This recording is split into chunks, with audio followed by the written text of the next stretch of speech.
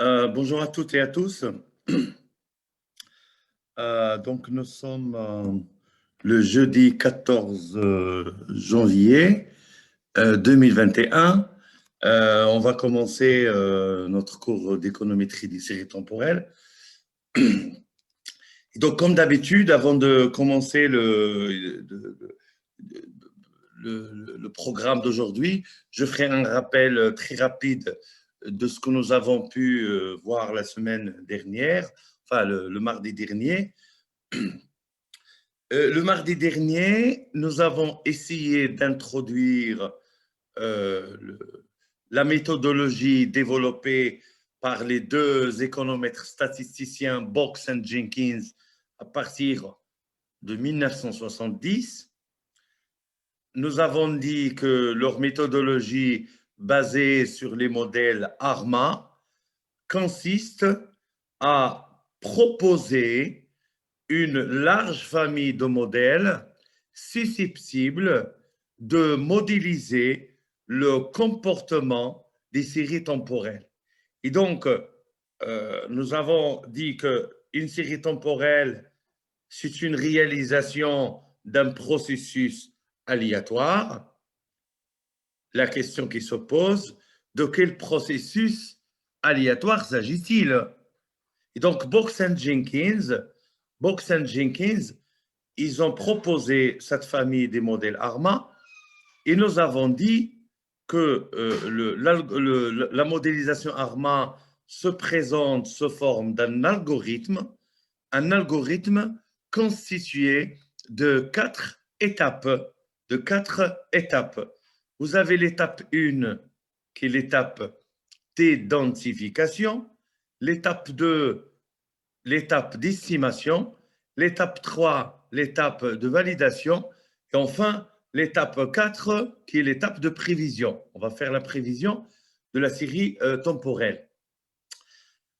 Le mardi dernier, nous avons concentré notre cours sur cette étape fondamentale, qui est l'étape d'identification.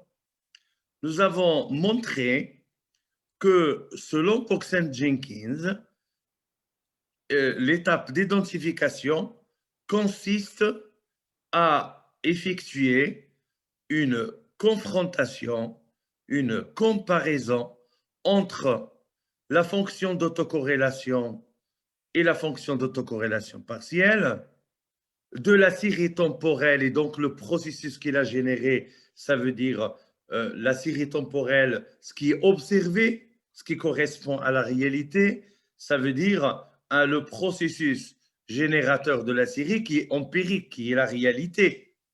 D'accord? Parce que c'est l'observation, on l'a observé, donc c'est la réalité.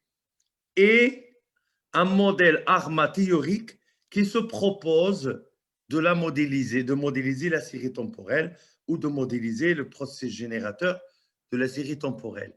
Et donc, nous avons proposé plusieurs simulations de processus aléatoires ARMA standard. Nous avons proposé la structure de la fonction d'autocorrélation, de la fonction d'autocorrélation partielle de processus AR1, AR2, AR3, jusqu'à un AR d'ordre P. Dans un deuxième temps, nous avons proposé la fonction d'autocorrélation et la fonction d'autocorrélation partielle de processus moyenne mobile 1, MA1, MA2, MA3, MAQ. Et donc, nous avons dit que dans la réalité, les choses peuvent le processus aléatoire peut être beaucoup plus complexe et ça va être un mélange d'une composante autorégressive et d'une composante moyenne mobile. Par conséquent, il est pertinent, il est judicieux de proposer un modèle ou bien un processus aléatoire ARMA PQ. Et encore là aussi, nous avons fait des simulations pour le modèle ARMA PQ le plus simple, ça veut dire l'ARMA 1.1, et puis nous avons fait l'ARMA 2.2, etc. Et nous avons fait un tableau qui résume ce comportement.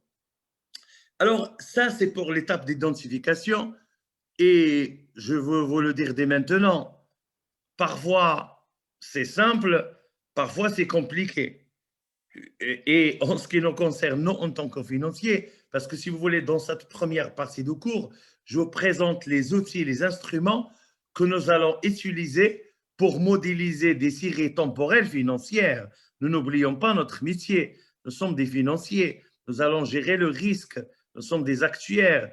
Nous sommes des systèmes d'info. Nous sommes des ARM, des ARB. Et donc, en fait, nous serons confrontés à des données, à des data, à des big data financiers.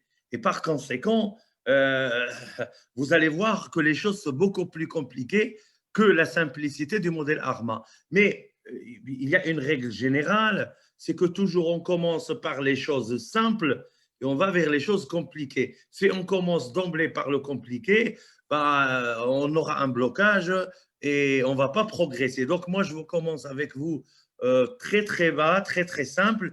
Et au fur et à mesure des cours, on va aller vers les compliqués. Bien entendu, nous allons respecter le rythme de cette complexité. Et donc, supposons que dans l'étape d'identification, nous avons sélectionné 1, 2, 3, 4, 5 modèles, parce que théoriquement, il y a une infinité de processus, enfin un nombre illimité de processus ARMA-PQ qui peuvent être candidats, mais dans la réalité, au fait, on va sélectionner 2, 3, 4 modèles, quoi. 2, 3, 4 modèles, 5 modèles concurrents pour modéliser une série temporelle. Pardon. Et donc, nous avons des modèles ARMA-PQ que nous avons sélectionnés lors de l'étape d'identification. Maintenant, il faut passer à l'étape d'après, c'est l'étape d'estimation. Et c'est l'objet de la science d'aujourd'hui. C'est-à-dire la science d'aujourd'hui, on va procéder à l'estimation de ces modèles ARMA sélectionnés. OK. Donc, en fait, je vais faire bouger tous les slides. Ça, c'est le slide central qui présente le cours. Donc, je vais aller vers l'étape d'estimation. Et donc, je dirais la chose suivante. Je dirais la chose suivante. À l'issue, ou bien une fois effectuée l'étape d'identification, nous allons avoir plusieurs modèles candidats. Il y a plusieurs modèles ARMA qui peuvent correspondre au modèle, au processus générateur de la série temporelle que nous sommes en train d'analyser. En général, il n'y en a pas, j'ai dit il n'y en a pas beaucoup, mais il y en a quand même. Il y en a 1, 2, 3, 4 qui sont en compétition. Et donc, ce qu'on va faire, dans une première étape, il faut estimer les paramètres de chaque modèle. Parce qu'un modèle ARMA, c'est un modèle qui a une écriture, et c'est pourquoi on a commencé par les écritures. Et donc, il faut qu'on soit capable d'estimer les paramètres. Donc, pour le processus AR, il faut estimer les paramètres phi, phi1, phi2, phi3, phi4, etc.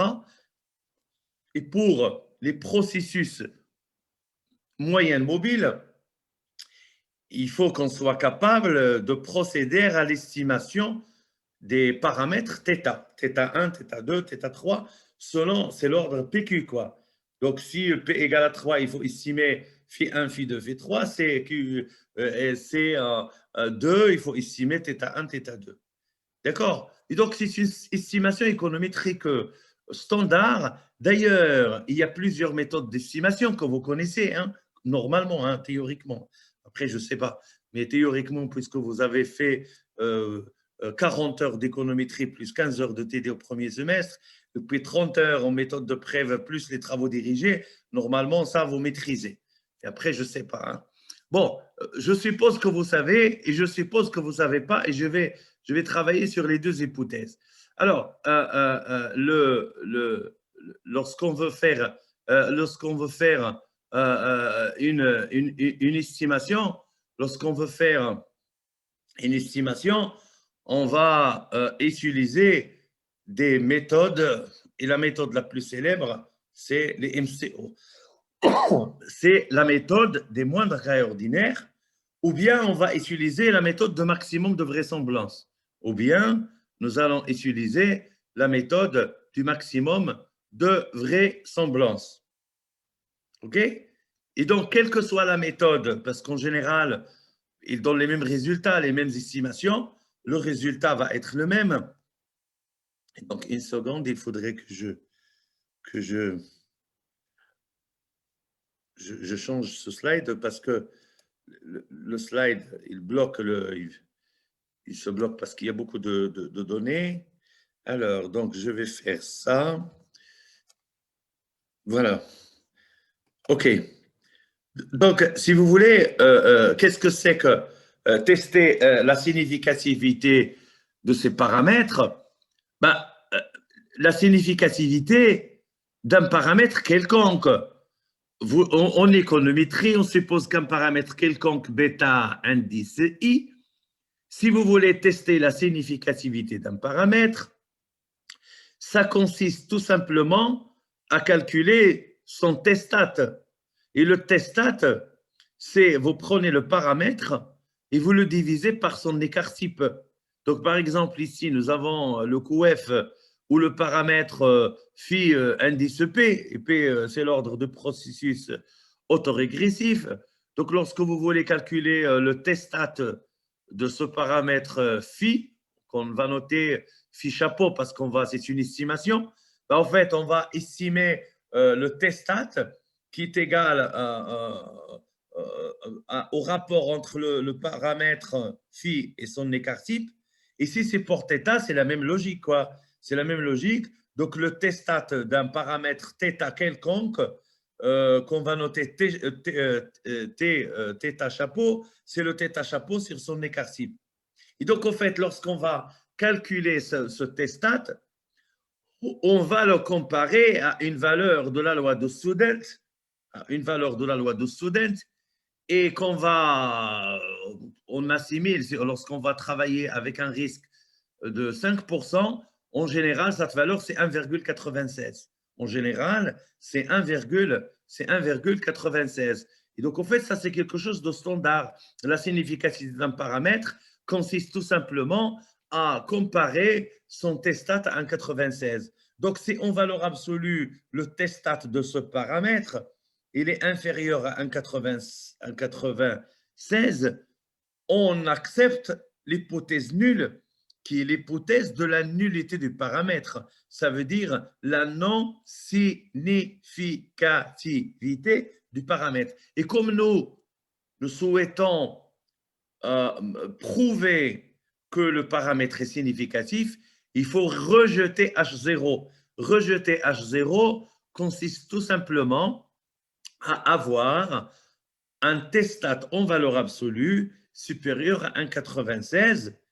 Et donc, c'est la procédure. Ou bien, comme vous avez l'habitude de faire, tout simplement, on va voir que la probabilité qui correspond à ce test, il est strictement inférieure à 0,05. Ça veut dire à 5%, parce qu'on travaille avec un risque de 5%. Donc, lorsque les probabilités correspondantes, il est inférieur à 0,05, le paramètre est significatif. Lorsqu'il est supérieur à 0,05, le paramètre ne l'est pas. Et donc, si vous voulez, voilà comment dirais-je, comment la procédure de significativité se passe. Et là, je vous donne un exemple. Et ça, ce sont des exemples réels. Hein. Ce sont des estimations que nous avons faites l'année dernière avec vos camarades. Ne vous inquiétez pas, lorsque je terminerai le cours un peu théorique, on va faire plusieurs études de cas et vous allez vous exercer dessus. Donc ici, nous avons un modèle AR3, et donc, sur la première colonne, vous avez les composantes, les paramètres à estimer de ce modèle AR3. Donc, nous avons d'abord une constante. Ensuite, nous avons le paramètre autorégressif d'ordre 1, ça veut dire le phi1. Nous avons le paramètre autorégressif d'ordre 2, ça veut dire le phi2. Et nous avons le paramètre autorégressif d'ordre 3, ça veut dire le phi3.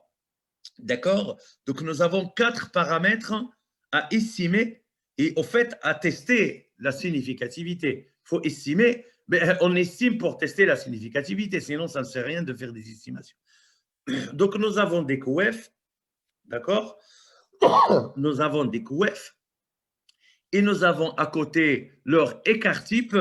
Bon, pour les logiciels anglo-saxons qu'on appelle standard error, ça veut dire c'est le sigma. Donc, vous avez le bêta I qui divise le sigma de bêta I, quel que soit le bêta I qui est un QF, un paramètre dont on souhaite tester la significativité. Enfin, ce qui nous intéresse, on a le test statistique. Le test stat, c'est ce qui nous intéresse. Et donc, en fait, ce test stat, on va le comparer avec 1,96.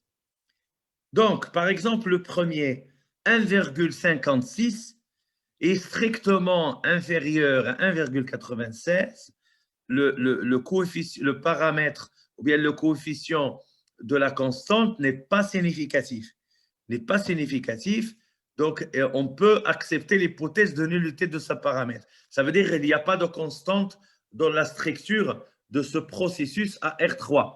Et la preuve, la probabilité correspondante s'élève à 0,1164. Ça veut dire c'est 11,64%. C'est largement supérieur à notre probabilité critique de 5%. Donc, puisque c'est supérieur à 0,05, le QF n'est pas significatif. Maintenant, je passe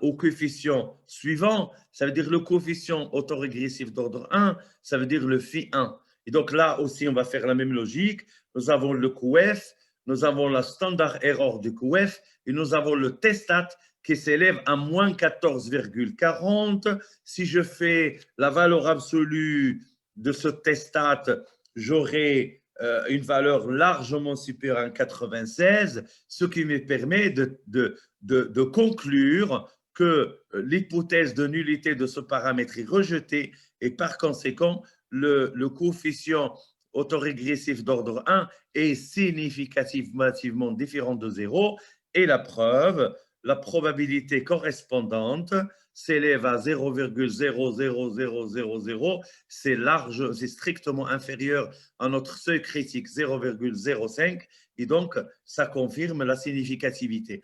De même, pour le paramètre ou le coefficient autorégressif d'ordre 2, ça veut dire le phi2, nous avons estimé le coefficient, nous avons calculé son écart type, le standard error, et on a le testat qui s'élève à moins 6,63 en valeur absolue supérieure à 96, H0 rejeté, le coefficient phi2 est significativement différent de 0 et la probabilité correspondante s'élève à 0,000, c'est strictement inférieur à 0,05 et donc les deux, que ce soit la probabilité ou le testat, confirment la signification de notre paramètre. Enfin, le dernier paramètre de notre processus AR3, ça veut dire le phi3, on va calculer le QF, son écart type et on va obtenir le testat qui s'élève à moins 4,58.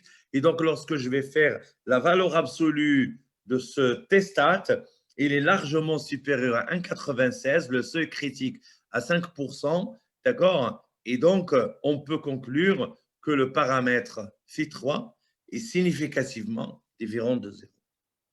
D'accord?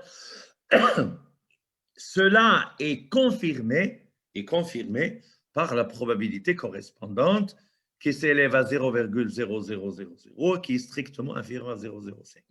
Et donc, voilà ce que ça veut dire, tout simplement, l'estimation. Donc, l'estimation, c'est la significativité. On n'estime pas par estimer, parce que, bon, dans un ordinateur, on applique sur une touche et on a l'estimation des paramètres. Mais après, il il faut faire l'analyse de la significativité. Alors, maintenant, on va faire la même chose, mais on va supposer qu'il s'agit d'un MA2. Supposons que nous avons pris un cas d'un MA2.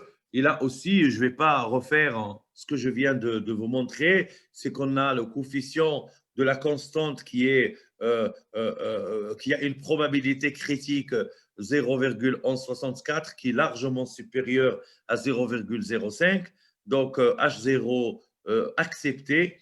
Il y a la nullité de ce paramètre de la constante est acceptée.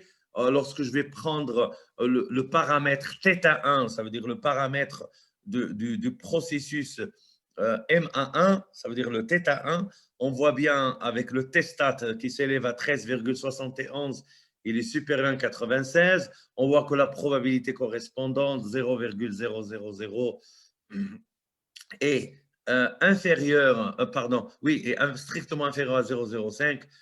Et pour le MA2, ça veut dire le paramètre de processus MA2, ça veut dire le θ2, et les significativités sont différentes de 0 parce que nous avons un t-stat 6,23 supérieur à 96 et nous avons une probabilité correspondante 0,00 qui est strictement inférieure à 0,05. Donc, c'est la même logique. Et maintenant, on va faire la jonction des deux. Ça veut dire on va supposer que nous sommes en présence d'un modèle ARMA 3.2. Un modèle ARMA 3.2. Ça veut dire que je fais le mélange des deux, quoi. Le mélange, ça veut dire, au fait, vous avez une série temporelle et vous avez dit, ah, peut-être c'est un AR3, peut-être c'est un MA2 et peut-être c'est un mélange d'ARMA et de 3.2. Et donc, au fait, vous allez voir qu'après, on va faire cette procédure systématiquement. Et donc, lorsque vous aurez sélectionné,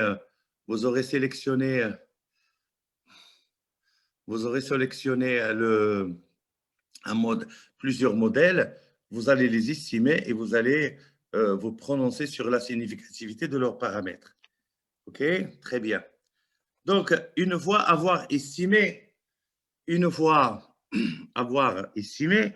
donc là, si vous voulez, nous avons dépassé, comment dirais-je, deux étapes. L'étape d'identification, OK, et l'étape d'estimation. Et donc là, on va procéder à la troisième étape, ça veut dire l'étape de la validation. Alors, comme on le dit ici dans notre introduction, il n'est pas rare de trouver plusieurs modèles ARMA susceptibles de correspondre au processus générateur des données.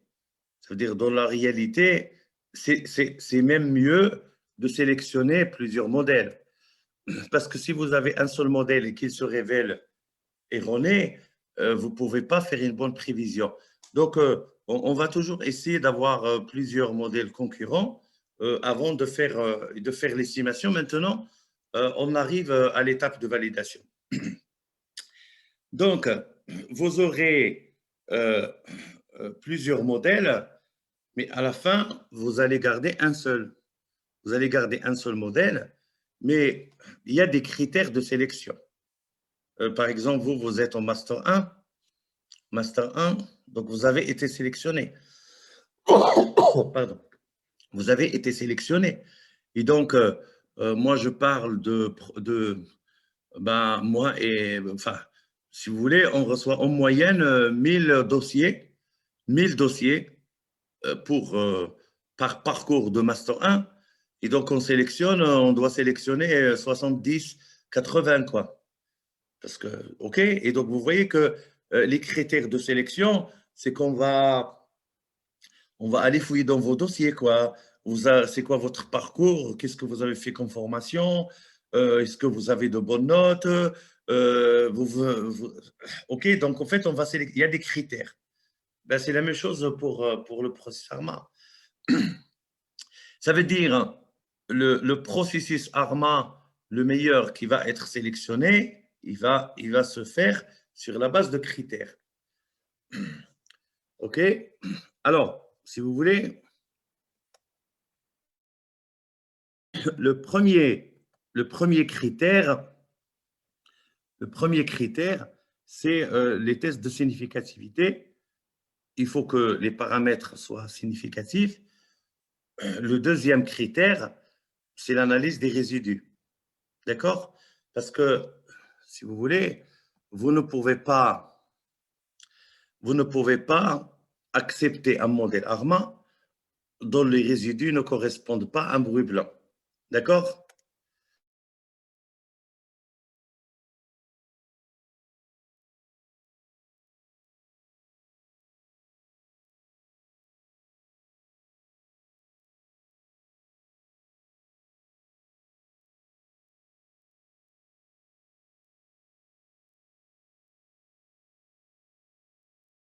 Je disais donc qu'on commence par une étape de significativité. Et donc, si vous voulez, les QF phi et θ doivent impérativement être significatifs. Ça veut dire on va comparer leur testat à une valeur critique qui est 1,96. Et c'est l'étape qu'on vient de faire avant. Maintenant, il nous faut analyser les résidus. Et donc, il faut que les résidus du modèle ARMA estimé correspondent ou bien vérifient des propriétés statistiques.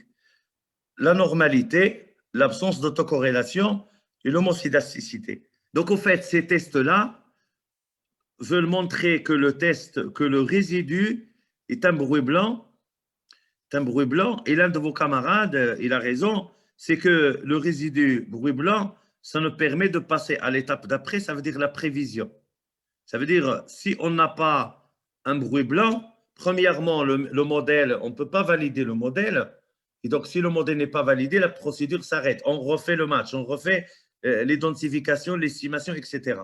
Et donc, c'est une étape cruciale, c'est une étape extrêmement importante dans la procédure de Box and Jenkins. OK. Alors, comment dirais-je, je vais essayer de présenter le bruit blanc. Donc là, c'est le bruit blanc. Là, c'est le bruit blanc.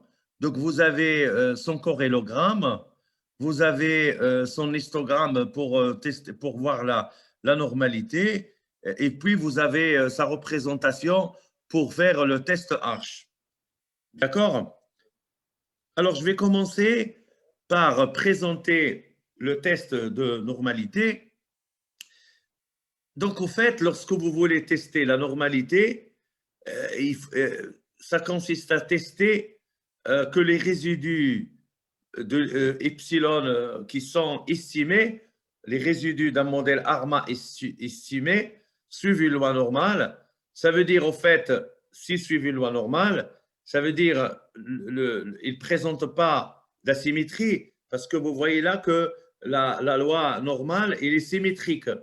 La loi normale est une loi symétrique. C'est pourquoi on parle d'intervalle bilatéral symétrique.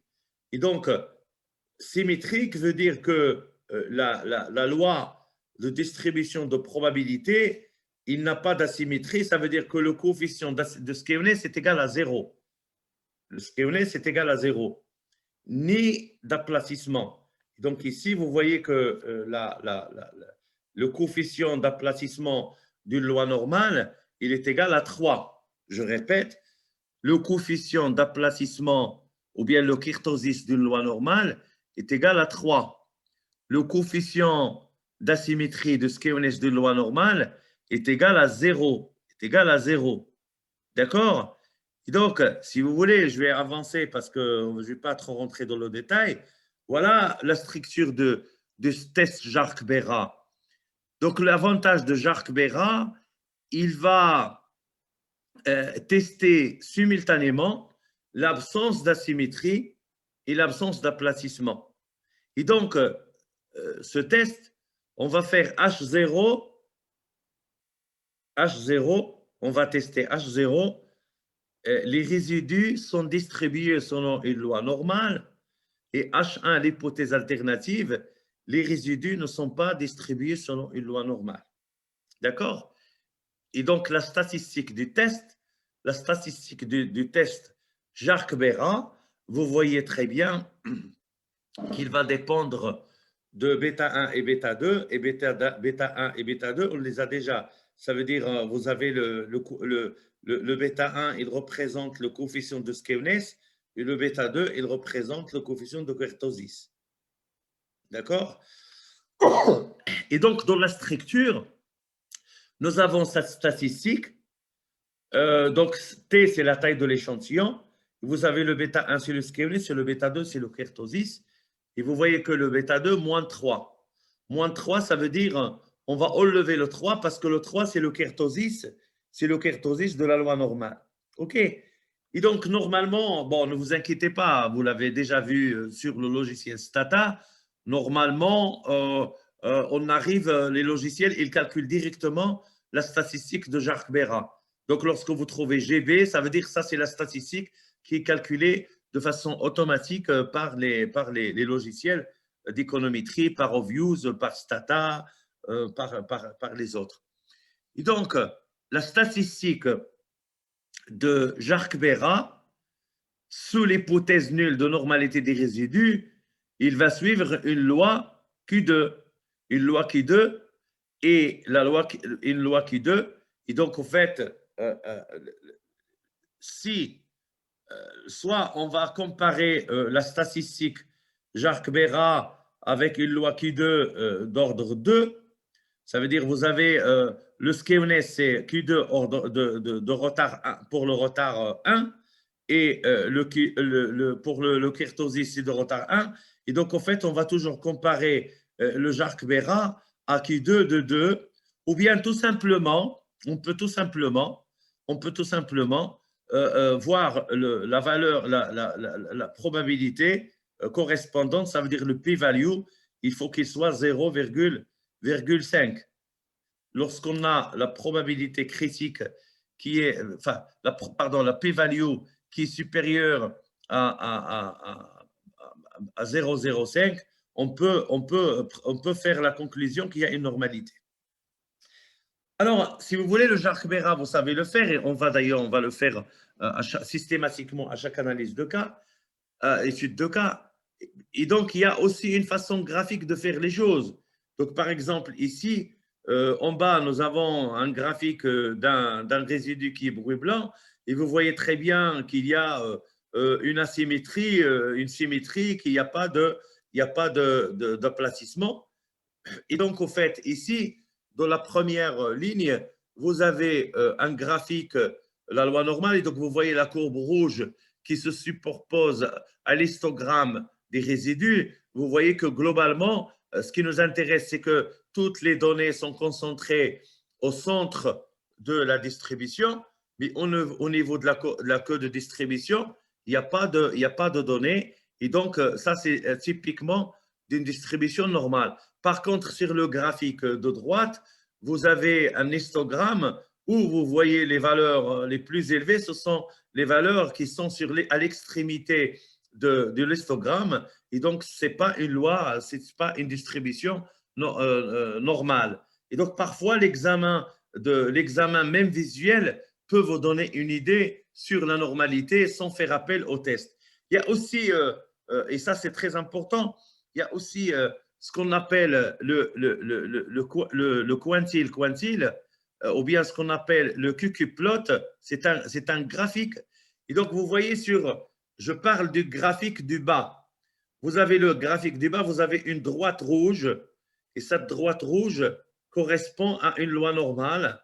Et donc, lorsque les données, parce que les petits points se forment de cercles, de petits cercles correspondent aux données des résidus, ce sont les données de l'échantillon. Et donc, lorsqu'ils sont tous alignés le long de cette droite rouge, on peut dire que les résidus sont distribués selon une loi normale. Par contre, dans le graphe à côté, adjacent, vous avez la droite rouge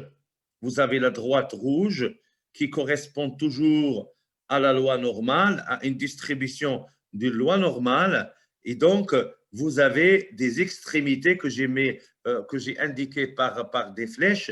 Et ces extrémités montrent qu'au niveau du centre de la distribution, ça correspond à une loi normale. Par contre, nous avons des valeurs extrêmes. Rappelez-vous de ce terme. Nous avons des valeurs extrêmes et ces valeurs extrêmes sur l'extrémité de la loi témoignent de la présence d'un kertosis très élevé et d'une asymétrie. Et on va voir ça dans les données financières. Donc, je répète, pour tester la normalité, soit vous faites appel à un test statistique qui est le test de Jacques-Béra, soit vous allez faire appel au quantile. Rappelez-vous, c'est le QQQ plot, c'est le graphique du quantile, et toutes les données sont alignées avec la droite rouge qui correspond à la loi normale. On peut conclure qu'il s'agit d'une loi normale. Par contre, si à l'extrémité, on va trouver des données qui s'éloignent, il y a un écart, si vous voulez, il y a un écart entre, il s'éloigne de plus en plus de cette droite rouge, on peut conclure sur le plan graphique qu'il y a une non-normalité. Et donc, comme on arrive à la fin de la séance, je vais récapituler ce que nous avons dit. Donc, étape 1 dans le processus, dans la procédure de Boxen-Jenkins d'identification. Étape 2, estimation. Et étape 3, validation. Et donc, nous sommes en train de faire l'étape 3 et vous avez répondu tous à juste titre en disant que, au fait, la validation consiste à montrer que les résidus du modèle ARMA sélectionné, estimé, correspondent bien à un bruit blanc et les caractéristiques d'un bruit blanc, c'est la normalité, l'absence d'autocorrélation et l'homocydasticité. Et donc, nous avons commencé par parler de la normalité. On a présenté le test Jacques-Bérin. Il nous reste à présenter le test de Young-Box pour tester l'absence d'autocorrélation et le test Arch pour tester l'homocydasticité. Et une fois avoir fait ces tests, nous pouvons passer à l'étape suivante, qui est l'étape de la prévision, Donc, ce que nous allons faire la séance prochaine, c'est qu'on va introduire le test de Young-Box avec ses hypothèses. Je vais vous montrer le corrélogramme d'un bruit blanc et après, on va introduire le test de Boxen-Jenkins. Pour ceux qui ne connaissent pas, Robert Engel, c'est lui qui a obtenu le